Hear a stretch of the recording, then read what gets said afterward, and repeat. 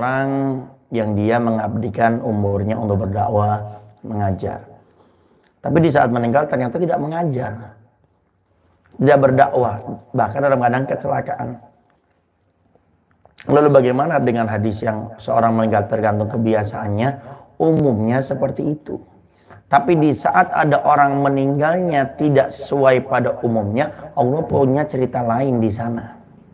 Dan bahkan dengan meninggal pada saat itu mungkin cara Allah untuk memuliakan dirinya.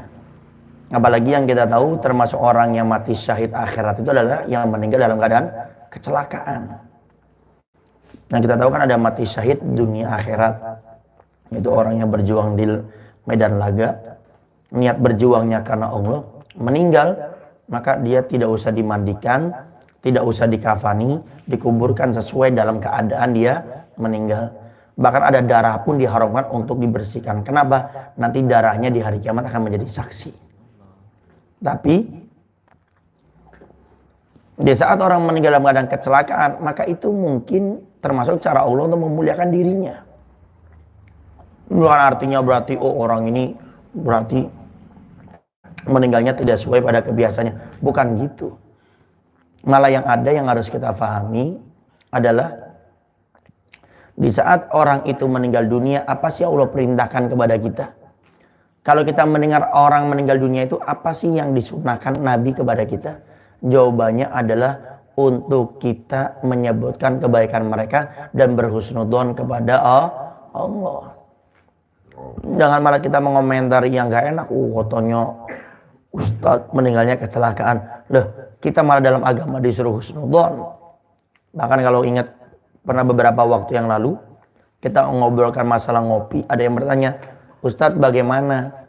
Kan kebiasaan di tempat kita kalau ada orang yang meninggal dunia mau dikebumikan, itu biasanya ada halal bihalal.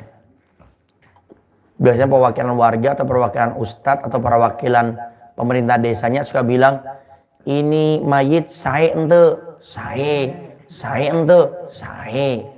Ustadz tapi saya tahu ini mayat ini, orang ini nggak pernah sholat, saya dari mananya? Suka mabok, berzina, berjudi. Saya bohong nggak Ustadz kalau kayak gitu? Saya bilang, saya ente, saya. Karena aslinya nggak saya dia ini. Aslinya kan tidak baik. Ya coba, kalau ada yang nanya, saya ente saya. Ayo coba, berani nggak bilang gitu?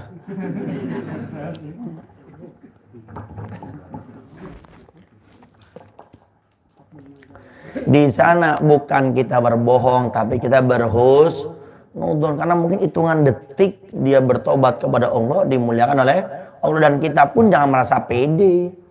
Yang hari ini kita beramal soleh, kita nggak tahu hitungan detik. Karena seton atau iblis itu dia berusaha sampai final di saat kita mau meninggal dunia. Kenapa? Kalau ada orang meninggal dunia dikatakan dalam keadaan beriman, iblis akan bersedih 40 hari 40 malam. Tapi kalau ada seorang meninggal dalam keadaan kafir, murtad, su'ul khotimah, iblis mengadakan pesta 40 hari 40 malam. Artinya apa? Nggak tanggung-tanggung iblis ganggu kita. Sampai final mau meninggal dunia kita diganggu. Wallahu a'lam.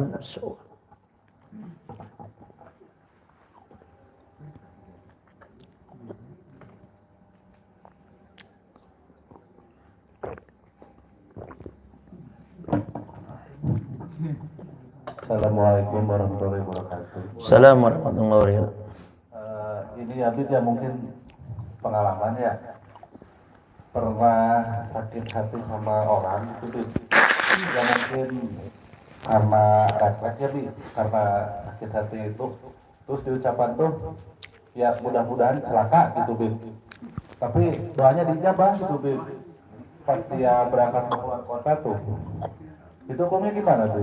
Padahal ya secara refleks gitu, tapi di dalam hati udah memaafkan gitu si orang yang celaka itu sampai dia meninggal gitu. Itu hukumnya gimana? Terima kasih. Baik, ada pertanyaan.